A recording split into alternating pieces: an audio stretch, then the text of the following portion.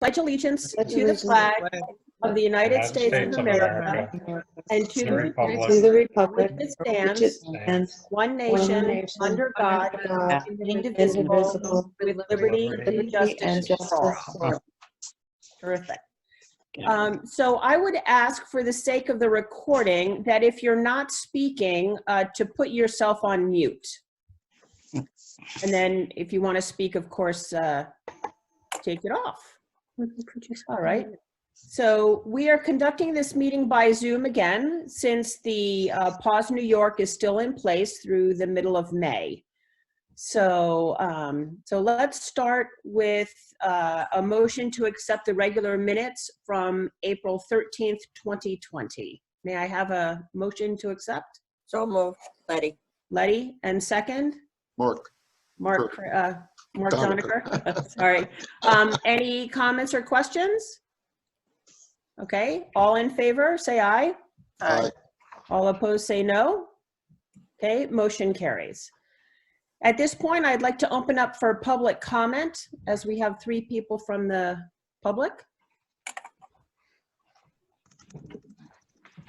Okay, hearing no public comment, we will close public comment, and thank you for coming today. We will go to the report of Public Works from Roger Blanchard, and I believe, Mark, you're giving that report? Yes, I have that. Okay. So that was distributed by Crystal? Yes, by Crystal in your inboxes, and she also emailed it. Last 30 days, Roger started, but that's okay. Roger started sweeping the roads, cleaning out roadside ditches. He swept the school and firehouse, fixed damage at the park. I don't know what damage there was, but he raked the beach parking lot. Again, they collected the garbage and recycles, cut and chip brush along road. They posted the village roads and checked the dirt sections of Elm Lake Road. Mark, if I can interject, the damage that he referred to is from the trees that were taken down. Okay. So he repaired that, and there was a small bauble in the ball field that was also repaired. Okay, great. He plans to take down the skating ring, finish sweeping the roads, clean out the ditches, sidewalks, rake the cemetery, rake the point, which I know they were out there working the other day, work on Elm Lake Road dirt sections, cut and chip brush, and pull posted signs on the village roads once they get nice and dry. The next 60 days is clean the roadside ditches, finish the cemetery, shoulder work on roads, work on dirt sections at Elm Lake, repaint lines at clerk office and pavilion parking lot, and of course garbage and recycles, cut branches and trees along roadsides, mow and weed eat, and clean ditches. His chip plan activity for the next 6 months, he wants to plan on which roads he'll be paving this year. We've asked him to do that. Call in item 4, stockpile culverts. We want to make sure that they complete all their spending by May 1st.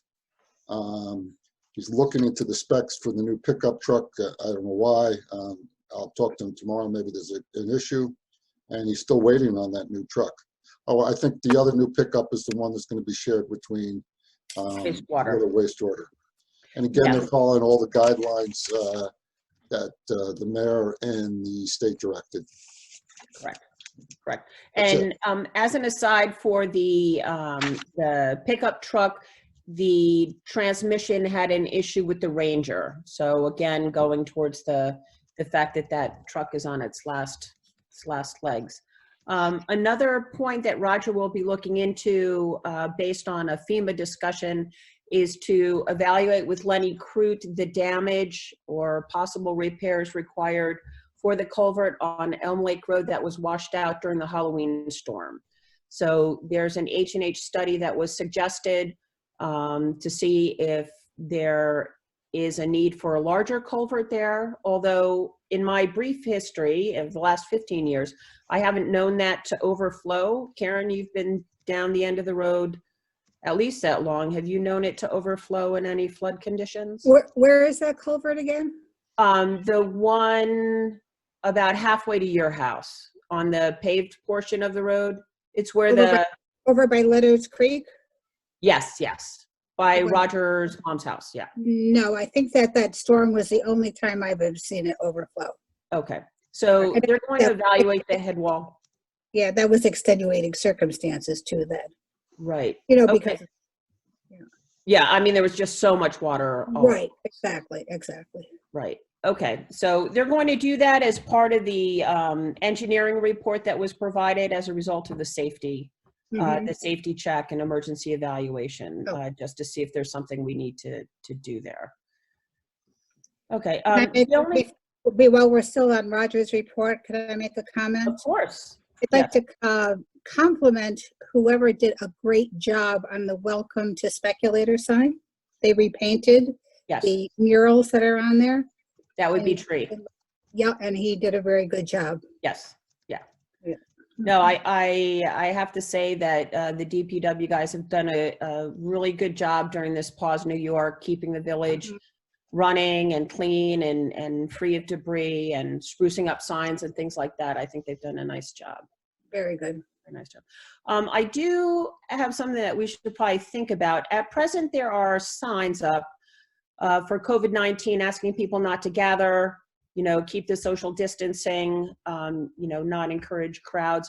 I'm wondering if that's something that we should revisit going forward, entering our summer season, depending on what the guidelines are for our region, to make those a little more firm than a piece of paper that's been film covered.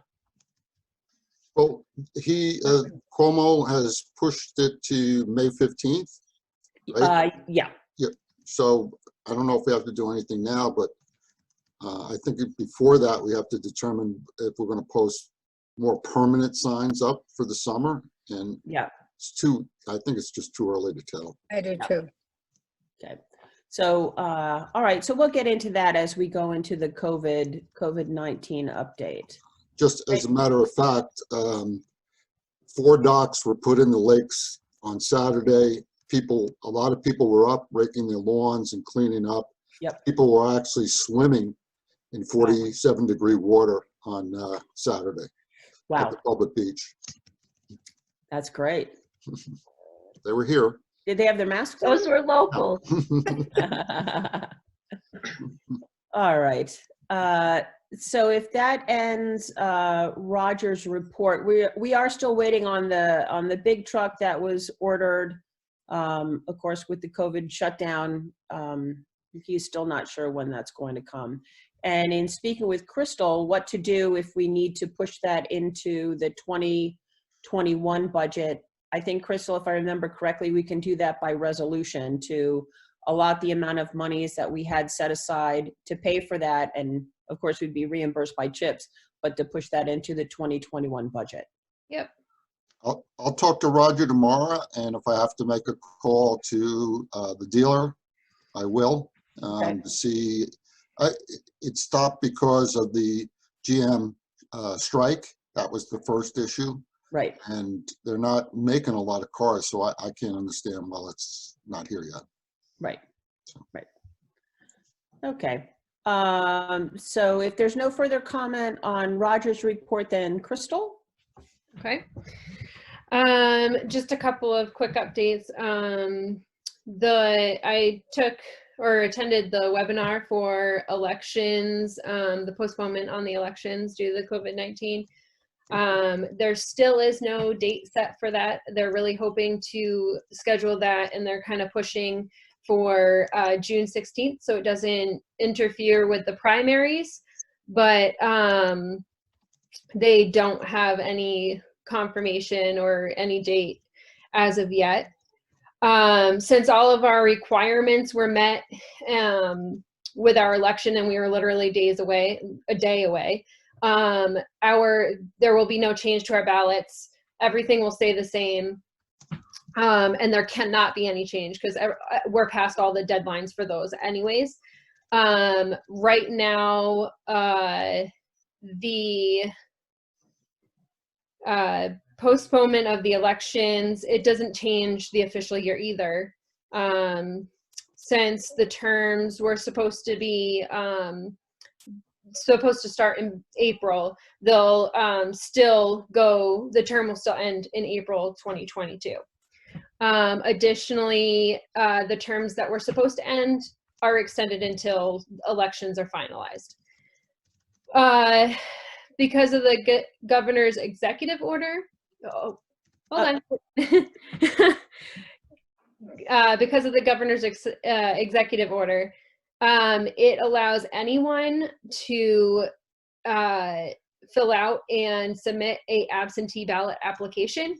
That's including anybody, whether they are sick or not, or just afraid to be sick, don't want to, risk going out in public in case they, in coming in contact with somebody. Those we will be accepting up until pretty much, because we can do them electronically, up until the day before. And then, mailed, any that we are requested to be mailed, there's still the 7-day limit on those. And once we have a date, I will put those dates up on the website.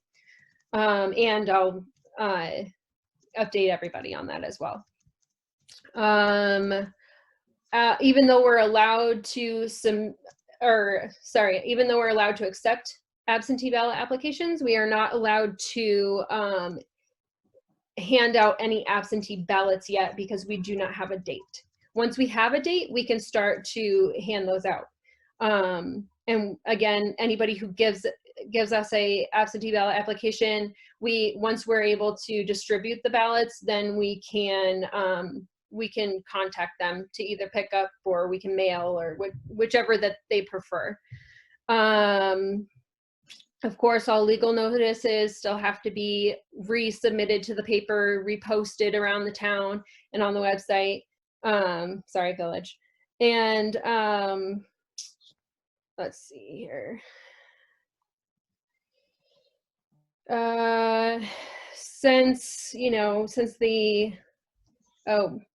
We do not have to make any more or any new resolutions as far as the election inspectors or the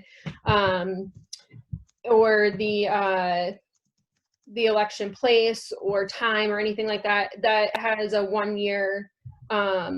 Once you make the resolution, it's good for 1 year. And since they came in and signed their oath of office, they're all fine. We don't have to do anything for that, which is great. The organizational meeting, we can also have that, since it's usually the beginning of April. As soon as everything is finalized with the elections, we can have that at the next regular scheduled meeting.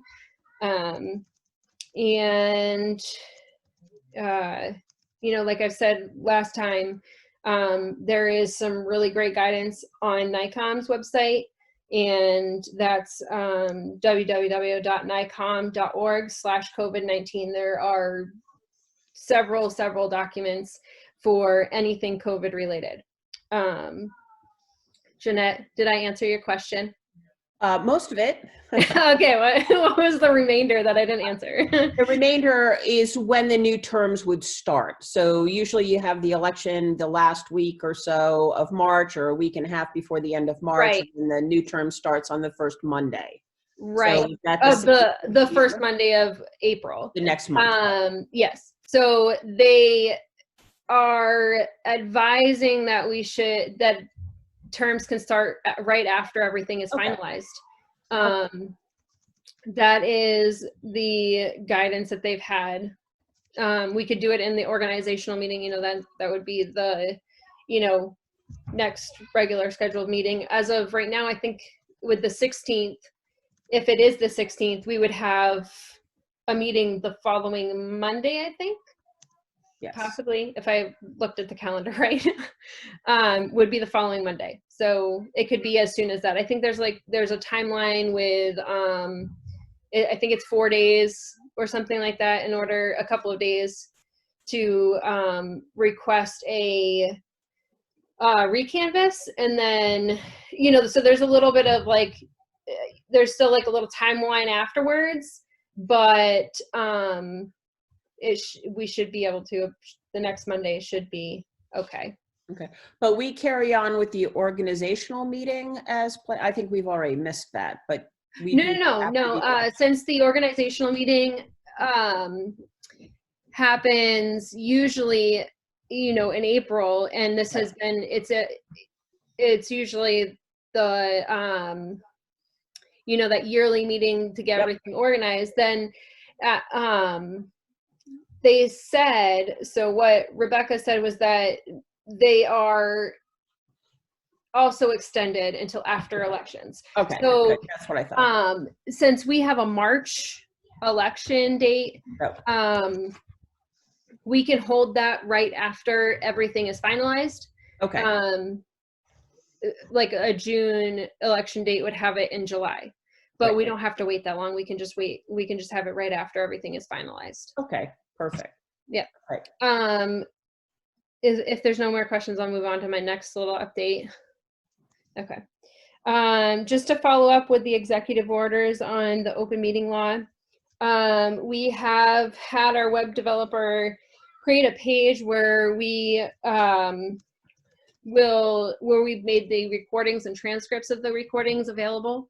It is under the meetings tab, and the page is labeled board audio and transcriptions. We'll have those available on there until, you know, most likely until the, you know, until the pause on New York is over. That's really the extent of what we have to do with this. And between Stacy and I, we've kind of like come up with a little plan to, you know, she'll do the meeting minutes for a meeting, and I'll do the transcription, and then the next meeting I'll do the minutes and she'll do the transcription, so that we can kind of help each other out and get those two materials finished in a timely manner. I'd like to have them up on the website by Thursday or Friday, at least the recording and the transcription by Thursday or Friday of after the meeting, so that people can listen and or read. We'll still send it to Declan Radio for him to broadcast on Thursdays. And that You guys really have done a great job with that. I don't know if anybody has looked on the website for the transcriptions. They've really done it in an incredible amount of time. So thank you for that. Thanks. It took a little getting used to, but it wasn't too bad. Very good. Thank you. And that is it for me. Okay. Any questions for Crystal and or Stacy? No, good job. Okay. Thank you. So at this point, I noticed that everyone had signed the financial report number 8. So may I have a motion to accept financial report number 8? So moved. Karen, and a second? Mark. Done. Any Doniker? And any questions or comments? Okay, all in favor of approving the financial report number 8, say aye. Aye. All opposed, say no. Motion carries. And then a motion to approve abstract 21. May I have a motion for that? So moved, Letty. Letty, and second? Mark. Karen? Oh, Mark. Mark. Whatever. Any questions or comments for that? All right. All in favor of approving abstract 21, say aye. Aye. Aye. All opposed, say no. Okay. Mark, Mark Carrera, you're on mute, right? I was trying to unmute him, but it won't let me. Oh, Oh, there we go. So Mark, if you do have something to say, since we can't even see your hand saying yes or no. You there? Try it. Yes. Where'd he go? Oh, okay. There he goes. I think I'm unmuted now, right? Yes. Yes, now you're Going unmuted. back and forth. It was weird. So you're good with the financial report and the abstract 21? Yes. Perfect. Okay. So there's a little bit, I'll try and keep it brief, an update for the COVID-19, and I know that this is an information download. So the first thing you've probably been hearing from Governor Cuomo is how to reopen New York. And of course, our North Country region is important to us. So they are assigning folks to oversee that. And last I checked, he had not assigned someone to upstate New York, to the North Country region that includes the Adirondacks. But at present, as most of you should know, we have some of the best numbers in the state. with regards to few positive cases, there are no current isolations and no quarantines at this time. Of course, we do have to balance that from a demographic perspective, since Hamilton County was ranked #1 for most vulnerable from a demographic perspective, and that's talking about age, number of generations in your home, the number of people per home, those sorts of demographics were ranked #1. But we are ranked number 28 in the state for medical risk factors. So in that regard, that's a pretty good thing. So in speaking with Bill Farber this week, the Hamilton County Board of Supervisors has been working with the Department of Health to look at the businesses, the different sectors, the municipal operations, as well as an eye toward coming up with something that's going to be regionally viable and something that the state will be in agreement with, and most importantly, something that is right for the county. So we are staying tuned for that. We continue to have meetings once a week with the Department of Health, and basically it's updates sharing what's going on with the schools. Second, the Department of Health issued, Erica Mahoney issued recommendations to second homeowners and renters. It's pretty much the same as what was posted about a month ago, asking that people who are coming to the area self-isolate for 14 days, bring sufficient supplies so as not to require using public shops or stores, and then suggest longer-term rentals versus weekends or overnights. Again, these are suggestions. These are not imposable, but so far it seems for the most part people have been fairly compliant with masks, with staying away from the public areas, at least the folks that I've come in contact with, or I've talked to, or they've called. They've been very good about that. I think a big concern, and a lot of questions that I've gotten, and I'm sure you have as well, are what's going to happen with the camps. So obviously there are some day camps in the Adirondacks, but there are also the overnight camps and facilities such as Camp of the Woods. So I had a very nice conversation with Susie Lupert from New York State Camp Directors Association regarding this situation. Camps are licensed by the Department of Health. So at the present time, the New York State Camp Directors Association, working with the American Camp Directors Association, is waiting for guidance to be provided by the New York State Department of Health, which would then be adopted at the county level. In the interim, the American Camp Association is working to develop protocols and guidance for camps using independent camp and medical experts, as well as in collaboration with the CDC child care guidelines, because children's camps fall under child care guidelines.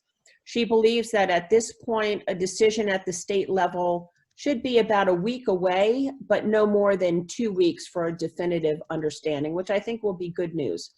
Once that comes down, camps will then decide for themselves how they should open and how to be compliant with the guidelines, and if they can be compliant with guidelines.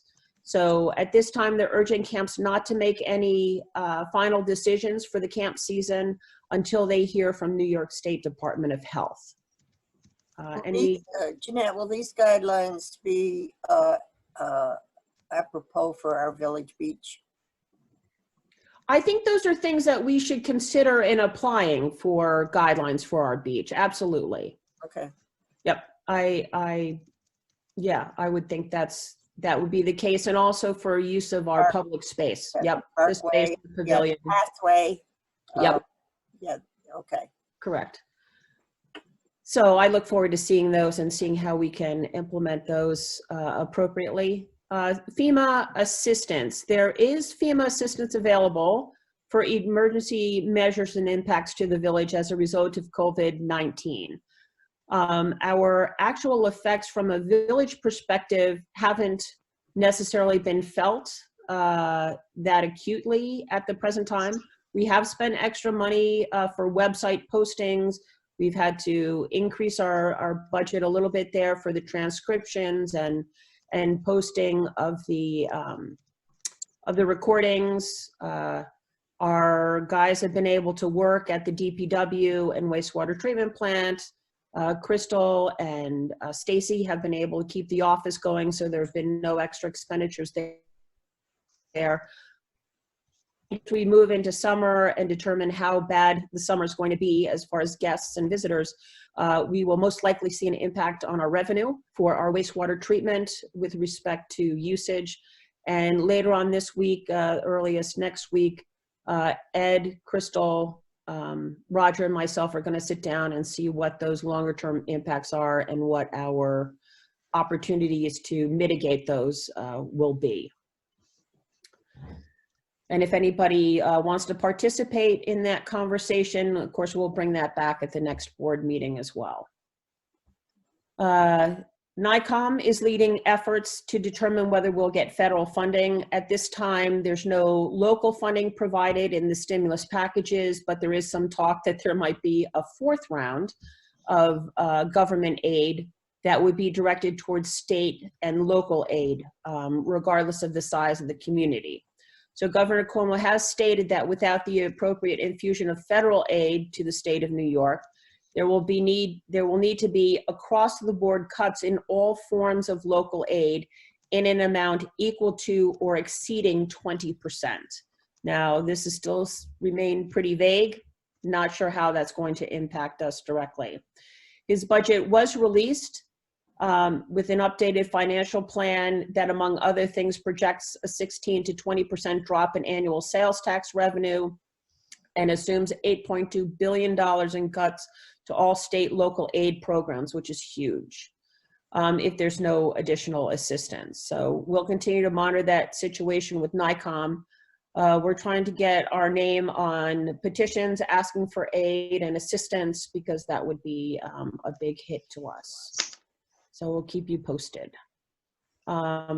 Just to go back to our former emergency Halloween storm, lest we forget.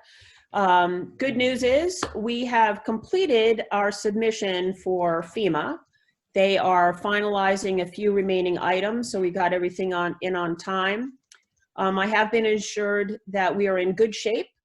There was a slight discrepancy in the way that wages and fringe benefits were being calculated initially, but that has since been corrected. So the initial projected reimbursement amounts were a little higher than what they will actually be. And these have been adjusted in the 2020-2021 budget numbers. I think the overall bottom line is that we would still be taking less from the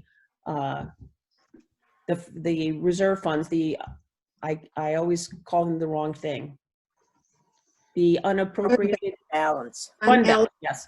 So we would still be taking less from the fund balance for this year to maintain our tax increase at 0. So that's the good news. Any questions about that? Okay.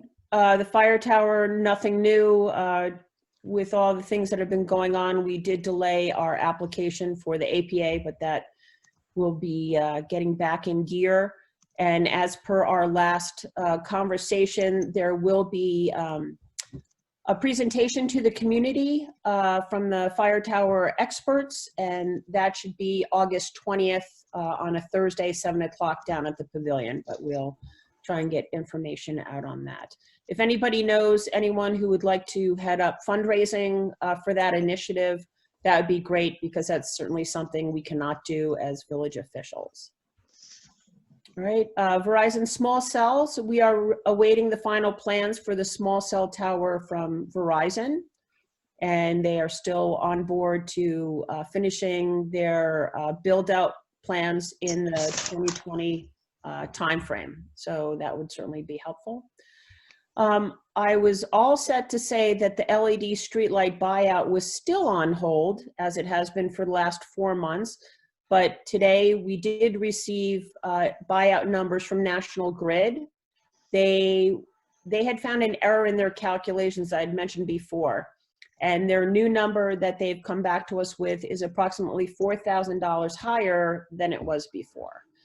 So I'll be having a call with NYPA and ANCA to discuss the impact of the overall project costs, the projected savings, where they are in the process within our region to determine if we can still take advantage of potential savings with the bulk purchases with other towns moving forward. And they've had some learnings since then. So Saranac Lake now has LEDs. Nancy Burstein from ANCA had said that they had had some learnings that we can put into our cost estimates and project plans that I think would be very helpful. So we'll discuss that in greater detail at our next board meeting, and hopefully Jessica Waldorf will be able to join us and walk us through, and hopefully we'll be able to make a decision whether we go forward or stay the way we are. Is there a board member who would like to join me on that call for the lights with Nancy Burstein and Jessica Waldorf? Mark? Okay, thank you, Mark. So we will add you in on that list. All right, moving to new business. Despite the article in the paper this past week and notices regarding the budget, we've received no further input from the public. So at this time, Crystal, there are no further adjustments other than the modifications for the FEMA reimbursement. Correct. Correct? Okay. So at this time, I would like a motion to approve the 2020-2021 budget. So moved. Okay, Mark Crary, a second. Mark Donecker. Doniker, okay. Any questions or comments? All right, all in favor of approving the budget, say aye. Aye. Aye. All opposed, say no. Okay, motion carries and we have an approved budget. I did get an email this week and a little bit of interchange with Ryan Marshall. There is a grant proposal available for the fire department to apply for that would cover the cost of an electronic sign. We did have some discussion as to where that would be placed, how it would be used, those sorts of details. What were the zoning concerns?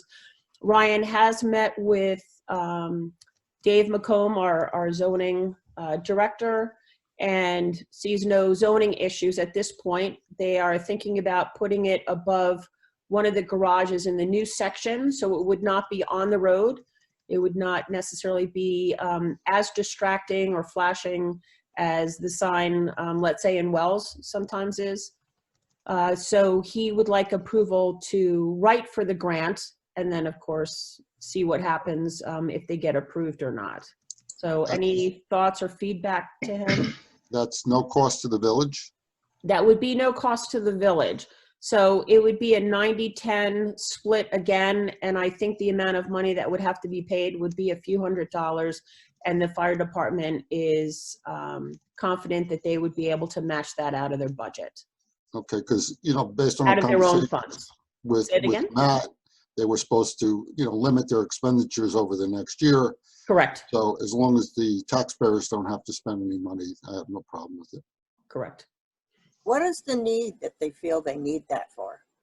I think that they were saying that they would like to do it as more of a community service.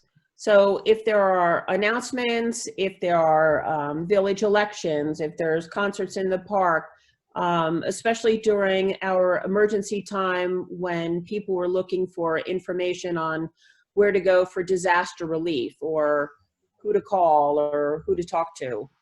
Those are the sorts of things that they would be looking to post. Is this a duplication of services from the library sign? I think it would be more effective than the library sign because the electronic sign in the library is limited to the amount of text that can be displayed at any given time. So it would be more along the lines of the type of sign you would see at Charlie John's. You said mounting it on top of the new Above the addition? garage. It would be on the new addition above the garage if they get the grant. Well, yeah. How large a sign would that be? To be able to view it properly from the road. Right. I believe it would be approximately the same size as the one down in Wells. Okay. As long as So- we don't get carried away with neon It's- signs. Yeah, I know. I'm not a huge proponent of neon signs. I did ask what impact it would have on the neighborhood itself. And the lemon tree is across from there. There is one, I guess, one resident if they're renting above the former lemon tree. I don't think there are other residences there, and it wouldn't necessarily interfere with traffic. I believe the residents next to the lemon tree would have total view. Is that towards the lake? No, next to King of the Frosty. Shoemaker. Barbara's nephew. Oh, no, it shouldn't. Oh, Barbara's nephew. No, they probably won't even see it. Yeah, they shouldn't. No, They shouldn't see it. no. They So should at this, fund it.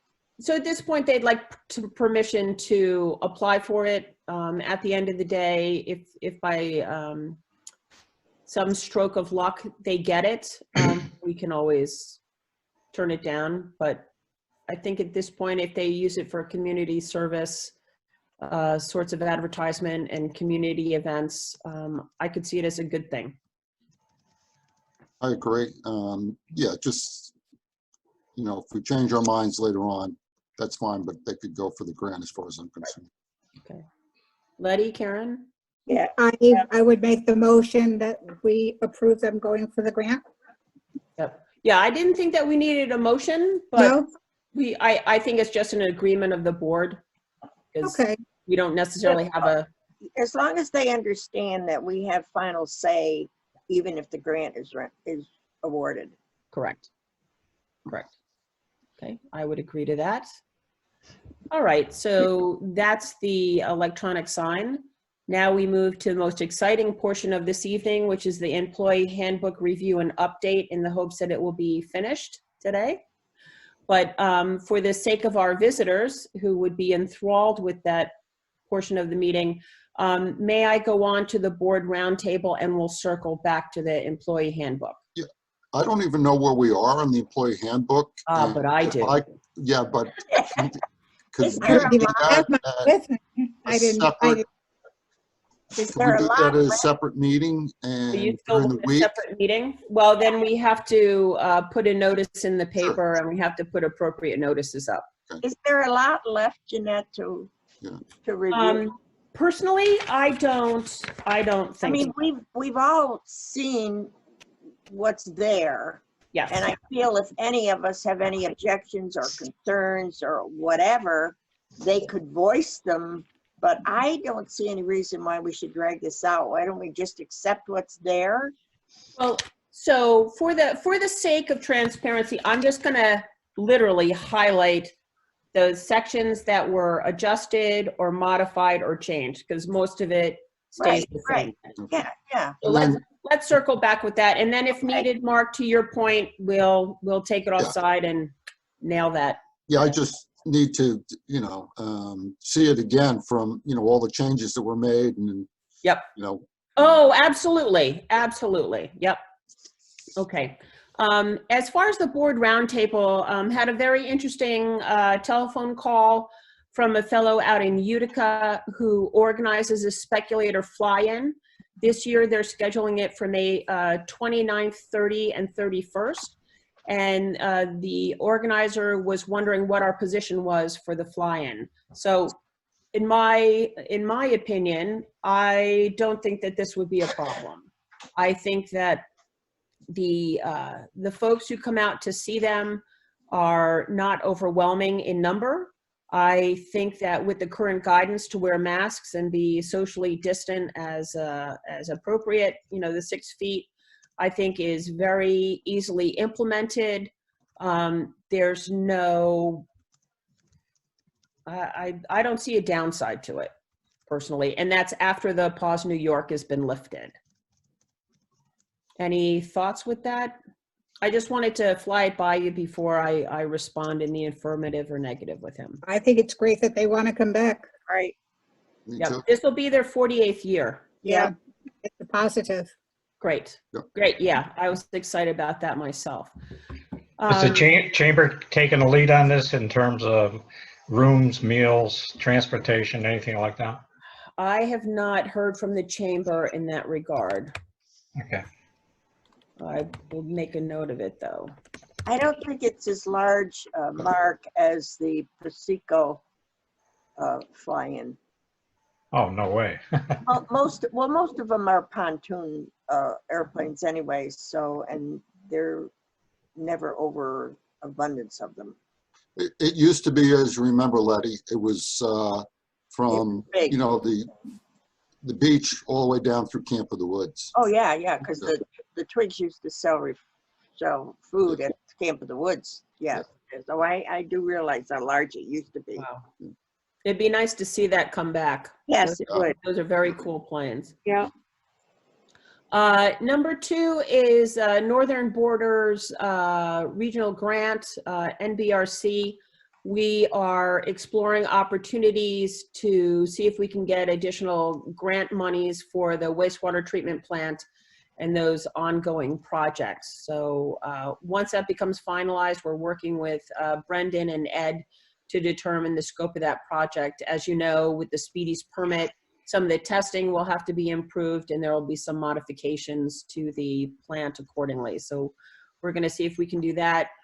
We should also have a meeting with DEC in the next couple weeks regarding bike paths and to see what we can do to open up bike paths and restore them, as well as apply for some grants that would cover the cost of maintenance and improvement. There are a good group of volunteers who are excited about doing that.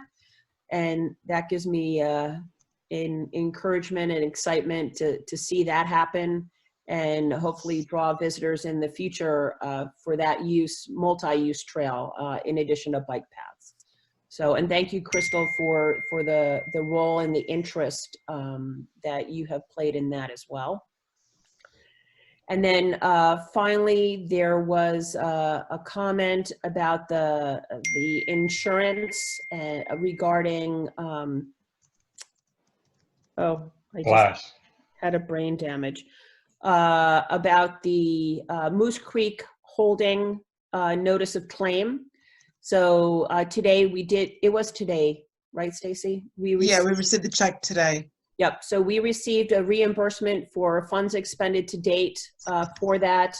They are continuing to work with us and determine what their stance would be going forward. So we'll keep that available. And I think that's it for roundtable on my end. Does anyone else have anything that they'd like to raise? Nope. Nope. Things are good. All right. So at this point, let me save that. What I was going to do is I was going to go to the handbook, which is 8.5 medical insurance. That's where we left off, Mark. Oh, boy. So you know I what? don't have any of that stuff anymore. I don't have it in front of me either. Well, I am going to share with you because we have that capability, and I really would love to have that capability going forward in the You have to office. tell me what page. Oh, well, my pages won't agree with yours anyway. Yeah. What? All right, now don't be Where are we? scared. Don't be Where are we? scared. So 8.5, can you see my screen? Wow. Yes. Like that. All Yeah. right. Yep. So, so this has been modified a little, and now I'm trying to get my own. Everybody can read that okay? All right, so all of this information in red was actually reorganized for clarity. There were some clarifications of what part-time is. Part-time employees scheduled to work less than 40 hours a week. So those definitions, pulling from other sections that were appropriate for medical insurance, those have been added here. We have updated dependent children based on the resolution for health insurance and limiting that to dependent children up to age 26. The rest is formatting. Okay. The next section is coverage. The only change here is that coverage has been changed to begin immediately upon hiring, provided that all eligibility requirements of the insurance plan are met. In past, I think there was a requirement to wait for a month, Mhm. right? So again, this is just corrections, formatting, nice to have. This is medical insurance buyouts. So through December 31st, an employee who is eligible for medical insurance buyout will receive an amount equal to 20% of the individual premium. And then beginning January 1st, the buyout shall be $70 each pay period. So 26 pay periods for each calendar year. And that covers the buyout amount. And then there's a method in form of payment. So before it was a large amount, a one sum, and here it's being dispersed over each pay period. Mhm. Okay. In the medical insurance for retirees, in the past, there has been a requirement, well, it has always been in our insurance, but never in the handbook, that insurance for retirees actually requires the retirees to reside at least more than 6 months in Hamilton County. Mhm. So it's not something that you can take anywhere. However, there is the possibility of providing coverage that a retiree can take with them, and we can apply a premium or that amount of extra that would allow them to take it anywhere in the United States. So that's what this section does under medical insurance 8.7. Mhm. So, in speaking with the folks who are coming up for retirement, they're not planning on sticking around for a long time. So, they were very much in favor of this, and I think that that's an appropriate thing to do. And then 30 days to determine whether retirees will stick with our plan or not. And then premiums, all premiums due to the village are required to be received by the clerk by the end of the month preceding the coverage, so paying in advance. And any premiums or portions that are more than 30 days past due would result in cancellation. But of course, they would be notified and reminded and given every opportunity to pay.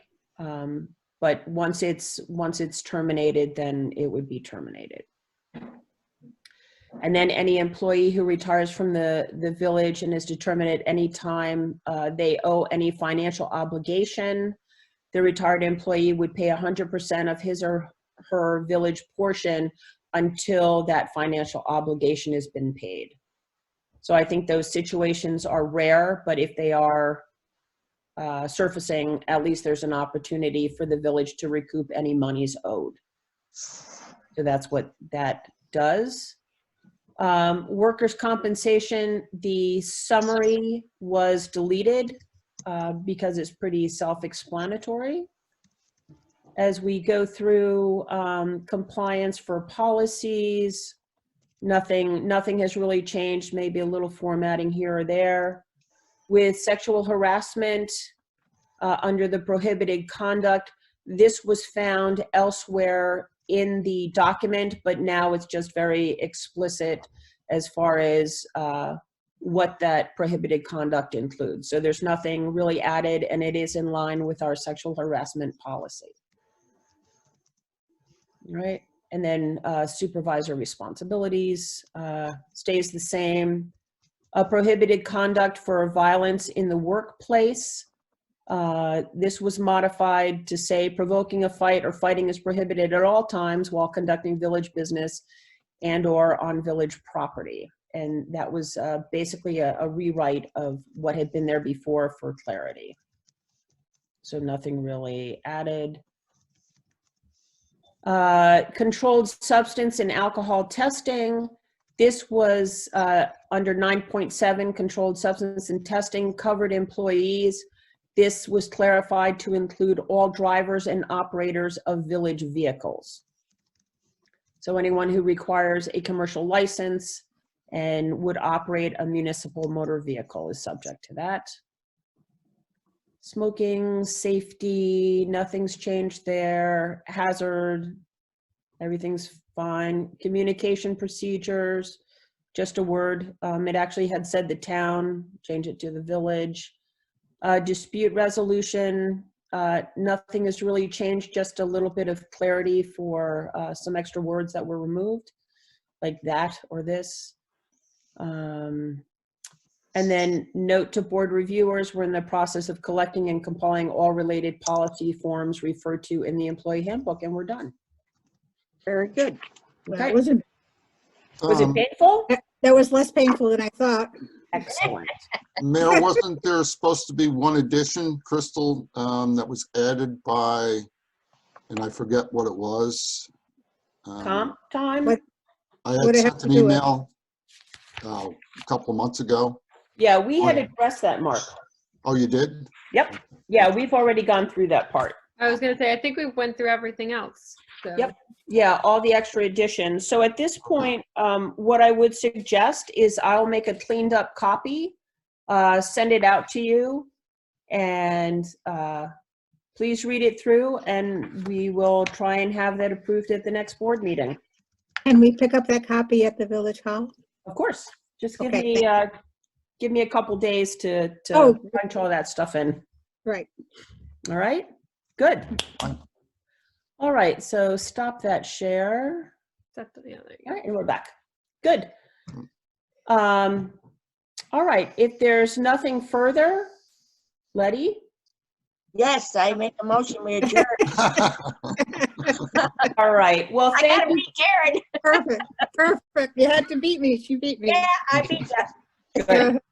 All right, well, I did give her a head start, so I'm Well, sorry. I don't have Mark to poke with now. That's true. Yeah, get his elbow. That's true. All right, well, be safe out there, and we'll Jeanette. see you in 2 weeks. Yes. You didn't finish your motion. Yeah, you gotta have a second. So now I have heard that you don't need a second or an all in favor to adjourn. All right, but for finality, who would like to second that? I Fine. would like to second. Karen would like to second. All in favor? Aye. All opposed?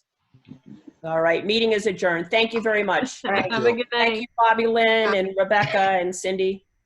Night. Have a good Thank night. you. Bye-bye. Bye. Leave meeting, leave meeting, leave Yeah, meeting. it's not working. Okay. Okay. Bye. Bye.